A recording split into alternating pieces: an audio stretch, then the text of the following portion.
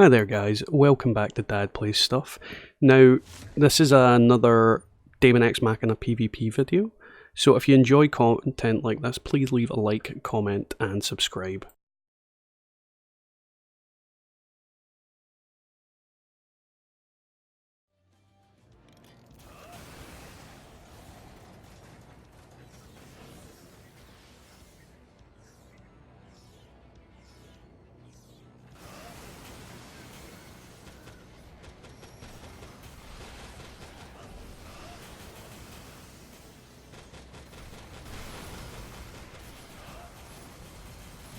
Now, I'd like to draw special attention to this opponent. He uses a strategy that I hadn't seen yet. I was aware that you could do it, but I hadn't seen anybody using it in PvP.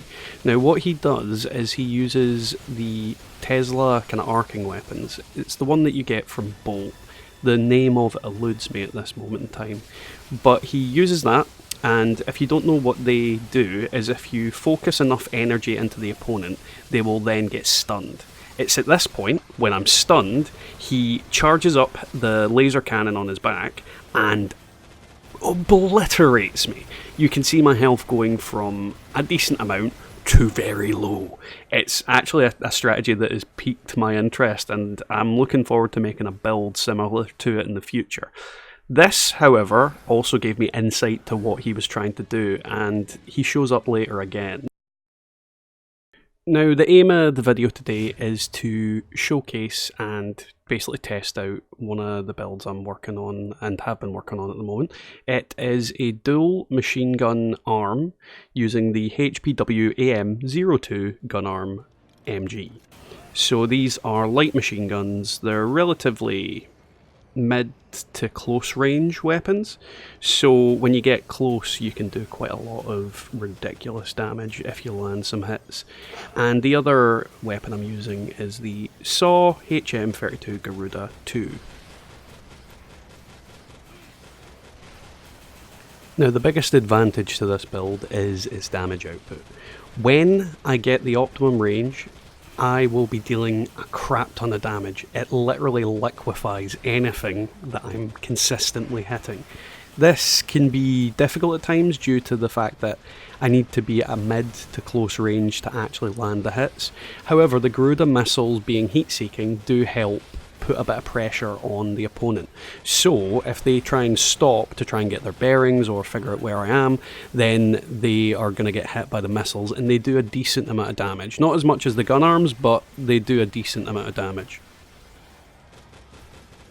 Now, something I've noticed a little bit of with this build is that it puts a bit of pressure on melee users.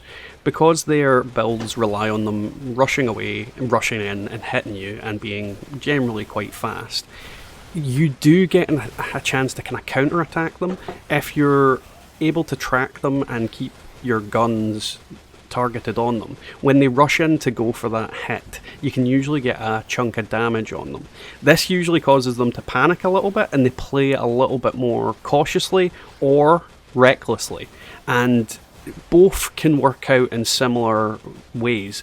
The cautious players tend to wait until they see an opportunity, but the reckless players will essentially attack blindly, and if you use Mirage, they can then completely attack the wrong target while you get a load of free damage in them. The cautious players then try and avoid the Mirages, and you can use that fact to chase them down and cut them off, and while they're concentrating on getting away from the Mirage, you shoot them in the back. Now, the biggest disadvantage this build has is that against opponents that use a lot of boosting and feathering in the boosting, you're going to have difficulty hitting them. And the ammo in the build is not the best. At least this current iteration of it isn't.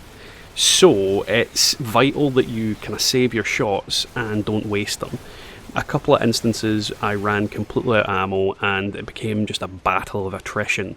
This is particularly an issue against players that are using Devotion. As always, Devotion is not a fair item. it essentially means that the person that you're shooting at can actually just wait you out and let you run out of ammo and then decide to attack you when you have no way to defend yourself. Which is what I found in a couple of matches. They just went on way too long and they didn't even kill me in the end. I just ran out of ammo and couldn't hit them anymore, and then they healed up with devotion to their full health. So it's got that disadvantage. That's the kind of thing about devotion in general. It has a place in the meta, but I think they're going to have to balance it significantly to the point where it's maybe not even going to be usable anymore, because it definitely needs a hard nerf. It shouldn't be something that everyone has to use to have fun in the game. But as you'll see in this battle, the opponent doesn't always know how to use devotion well. Devotion's great if you've got the damage output to back it up, but he doesn't seem to be doing a lot of damage and just running away all the time. And he's a glass cannon at that. He doesn't do damage, but doesn't take it very well either. So while devotion is an incredibly powerful item in the right hands, a lot of players that are really good don't even need to use it. They just have it in case they come up against someone that uses it as well. This guy is not that kind of player. Now, I don't know if it's my playstyle or just something other people have discovered in this game. Being an older player, my reaction speeds aren't exactly the best in comparison to what I'd assume the younger audience will be. I move quite slow and I have trouble tracking them and trouble hitting people at times. Quite a few times I'm getting hit by stuff and I'm like, what the hell is hitting me? How are they hitting me and I'm not hitting them? And I don't know if that's just maybe I've not got the right stats, maybe my layout's not quite where it should be yet. The build isn't complete. There's a couple attachments that do need upgraded to their third level, so there is that. But I do at times have trouble against the faster opponents, whether it's my reaction speeds are quite crap or they're just blatantly better than me. Both could be true at the same time, I'm not really sure.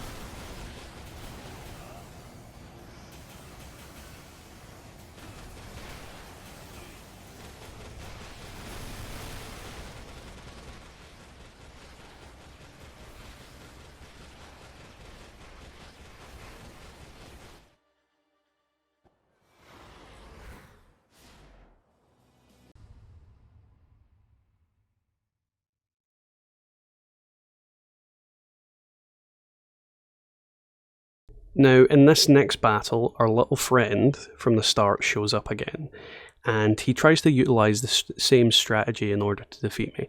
However, I'm aware of what he's doing, and this is something I think is a big factor that people don't play up on enough, at least I've not seen it, is using the environment to your advantage. Now, this particular zone, there is a massive femto hub in the middle.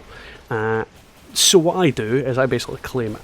I stand in the middle and I refuse to move. I circle round, move at speed to try and avoid his Tesla attack, and I'm basically claiming as much femto as possible. I then use that femto to create a mirage, and as you can see, he buys it. He thinks the mirage is the actual me, so he focuses on it with everything he's got, eventually stuns it and thinks he's gonna kill it. At this point, I use my gun arms to their full potential, I hit my armament to boost my damage, and I just lay into him as much as I can. And as you can see, it's a strategy that on occasion works. It's all about if you get too caught up and focused on your opponent, sometimes you can get killed just by being so zealous and so adamant that you're going to take them out quickly.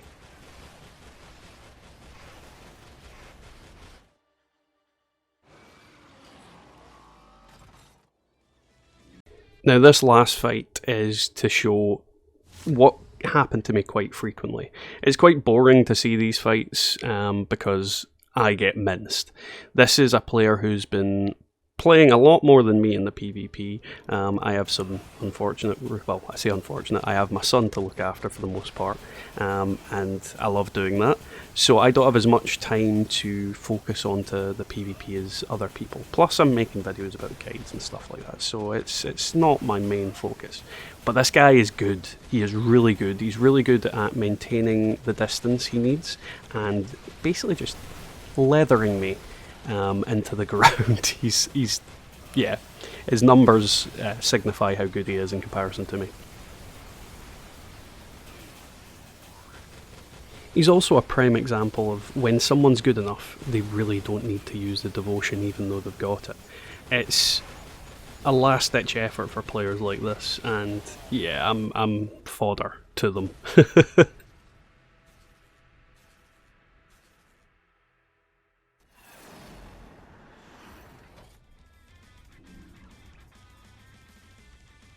And here's the build for you guys to have a look at. As you can see, it's not quite complete yet.